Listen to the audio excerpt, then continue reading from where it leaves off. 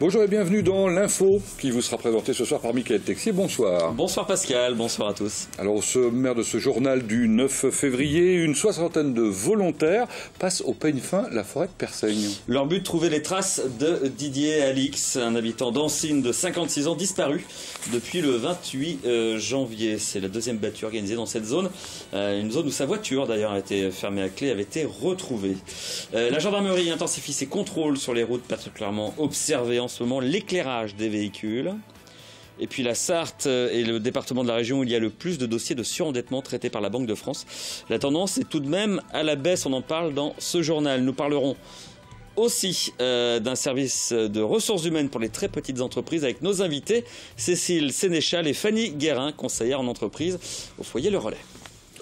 À Ancines, donc dans le Nord-Sarthe, les citoyens se mobilisent pour retrouver Didier Alix. L'homme de 56 ans a disparu depuis une dizaine de jours en forêt de Persaigne. Il n'a toujours pas été retrouvé. À l'initiative de cette battue, c'est sa famille. Cette battue qui était organisée pendant toute l'après-midi. Une soixantaine de volontaires ont répondu à l'appel des proches. Mathias Hubert était sur place. Devant la mairie d'Ancines, ils sont nombreux à s'être déplacés pour tenter de retrouver Didier Alix. Amis, connaissances ou simples riverains, tous ont souhaité par leur présence exprimer leur solidarité. Cette famille qui est en peine, il faut lui donner un coup de main. Je veux dire, en plus, je suis retraité, j'ai le temps et il faut donner du temps. Parce que si on peut aider à le retrouver, c'est important pour la famille. Et puis nous aussi, on le connaissait. Je suis déjà venu la semaine dernière et je vais retourner aujourd'hui. Voilà. C'est une façon d'aider, oui, de dire qu'on est là, qu'ils ne sont pas seuls et que si ça avait été d'autres personnes, ça serait identique. On aimerait bien qu'on vienne nous aider dans des situations pareilles. C'est quelqu'un qu'on connaît depuis 50 ans, quoi, donc faut le retrouver, quoi, d'une manière ou d'une autre, quoi. Moi, ce que je vous propose, c'est éventuellement de gagner vos voitures, de se retrouver sur place. Peu après 14 h, le départ est donné. Rendez-vous à la Croix-Pergeline en forêt de Persaigne. C'est là que la voiture de Didier Alix a été retrouvée il y a 10 jours.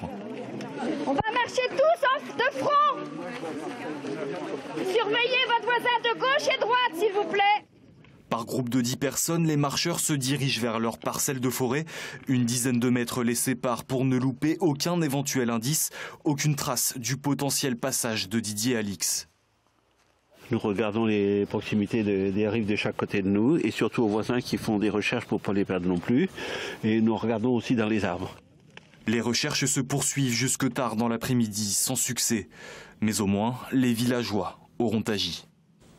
Justice à présent, la perpétuité a été requise à l'encontre du tireur d'Écomois, qui, vous le savez, est jugé aux assises de la Sarthe depuis lundi. C'est l'affaire d'un cambriolage qui a tourné au meurtre. C'était dans la nuit du 21 au 22 janvier 2014. Ce soir-là, un homme de 71 ans est mort d'une balle dans le thorax. L'avocat général estime que le tireur, âgé de 30 ans, est un homme extrêmement dangereux qui doit être écarté de la société. Il requiert également 25 ans et 10 ans de réclusion à l'encontre de l'ami et de la mère du tireur pour complicité de vol avec violence ayant entraîné la mort. Le verdict est attendu dans la soirée. 35 personnes sont décédées sur les routes sartoises en 2016. Et pour 2017, les forces de l'ordre comptent bien redoubler d'efforts. Exemple avec ce contrôle qui se déroulait ce mercredi en fin d'après-midi au rond-point Océane à Saint-Saturnin. Une opération de prévention qui était axée sur l'éclairage des véhicules, un point que l'on néglige trop souvent. Diane Lemoisson. 235 à 750 € avec une possible immobilisation du véhicule. Voilà ce que coûte un défaut d'éclairage. Aujourd'hui, aucune contravention ne sera dressée. On prône la prévention. De faire prendre conscience à beaucoup d'usagers, et on voit qu'on en contrôle beaucoup ce soir, qu'il ne faut pas négliger l'état de son véhicule. Tout compte en matière de sécurité routière. On sait traditionnellement que quand on prend la route, on ne boit pas, on ne consomme pas de produits stupéfiants, on respecte les vitesses, ça c'est impératif évidemment, mais ça compte aussi d'avoir un véhicule en bon état. Environ 5% des véhicules contrôlés ce soir ont un souci d'éclairage. Christelle ne s'en était pas rendue compte. Bien, parce que moi je ne savais pas par exemple qu'il fallait l'alcotest. Donc c'est bien. De vérifier les feux régulièrement? Non, non. C'est pour ça que cette opération est là, pour vous aviser et porter une attention particulière. Donc faites le nécessaire assez rapidement et puis tout rentrera dans l'ordre, madame. Vélo, moto, voiture, difficile de chiffrer la responsabilité de l'éclairage en accidentologie. Une chose est sûre, une bonne visibilité est primordiale. Prenons l'exemple d'un cycliste sur une route en pleine nuit. Il sera visible à 30 mètres, avec un blouson sombre, 40 mètres avec des vêtements un peu plus clairs. Si seulement il porte un gilet rétro-réfléchissant, ça sera 140 mètres. 140 mètres, c'est à peu près la portée des feux d'un véhicule tout à fait allumé et réglementaire.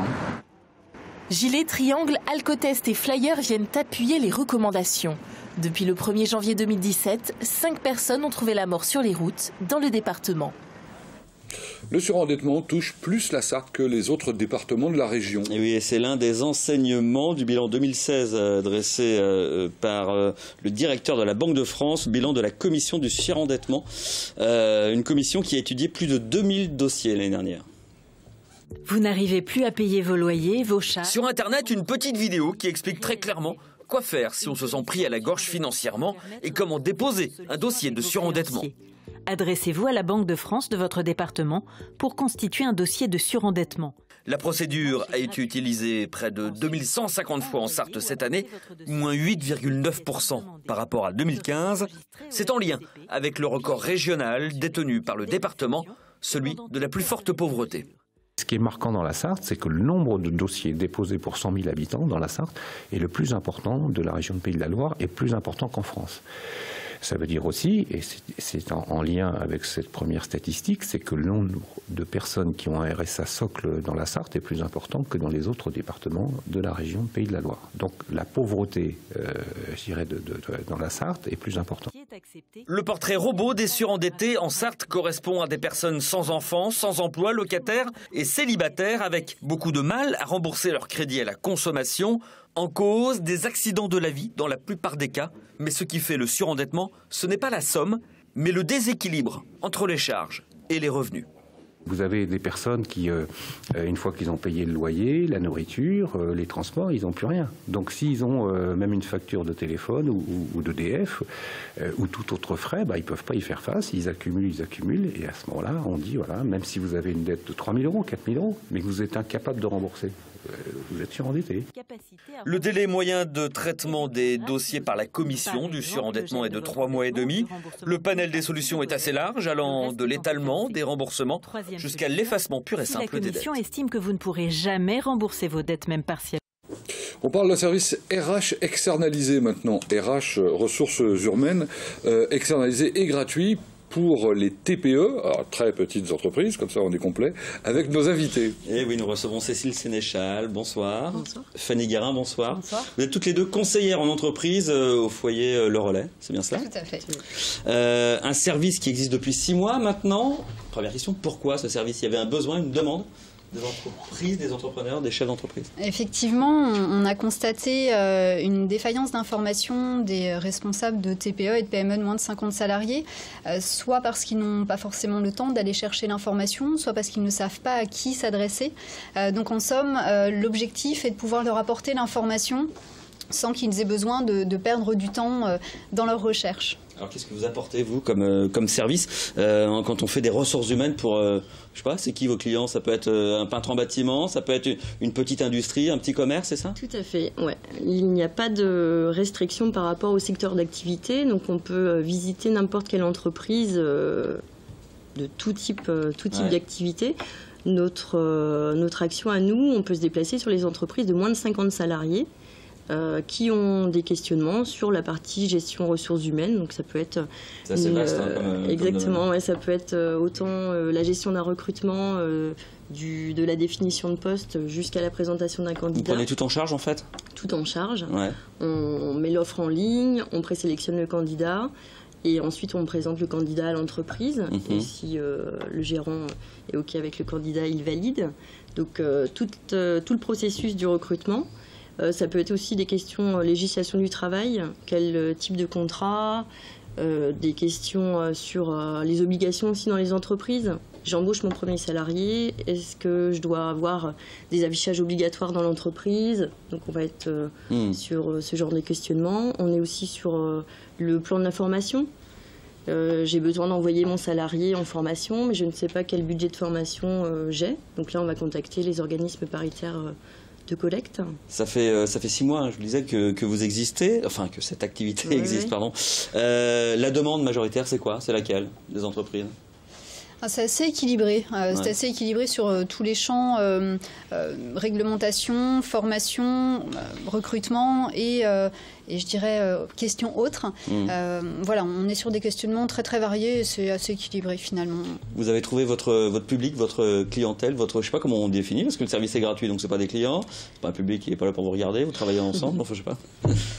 Donc ce sont des entreprises partenaires. Ouais, vos partenaires, c'est bon, ça marchait, vous êtes dans vos objectifs, vous avez rencontré ce réseau d'entrepreneurs locaux, de chefs d'entreprise qui avaient besoin de vos services. Oui, effectivement, notamment grâce à nos partenaires, grâce à certains de nos partenaires qui sont prescripteurs, c'est-à-dire qu'ils orientent vers nous des entreprises. C'est Pôle emploi, par exemple, c'est ça? Oui, Pôle emploi, le Monde Développement, par exemple, également. La Directe aussi. Oui, la Directe, la Chambre des métiers, le PLI. Voilà, on travaille aujourd'hui avec 42 partenaires. On a contacté 42 partenaires et certains avec lesquels on travaille de façon plus rapprochée, effectivement. L'objectif, il est quantifiable ou c'est un nombre d'entreprises, de contacts que vous devez faire, non? Comment ça se passe? Oui, concernant les entreprises rencontrées, on va avoir un objectif annuel. Donc on a commencé au 1er juillet. Le premier bilan de l'année sera au 30 juin. On doit rencontrer une centaine d'entreprises. Donc là, à ce jour, nous avons rencontré 44 TPE de la Sarthe. Donc on est bien sur le secteur de la Sarthe complète.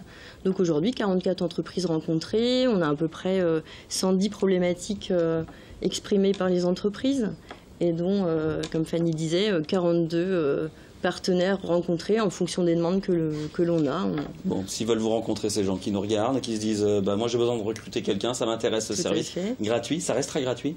Alors, ça reste en tout cas pour le moment gratuit au moins jusqu'au 30 juin, et puis après en fonction de l'action aussi, si elle perdure, peut-être qu'il y aura des changements, mais s'ils veulent nous contacter... Gratuit, en tout cas. Comment ils vous contactent? Un téléphone, un mail qui va s'afficher, je crois d'ailleurs. Par mail et par téléphone.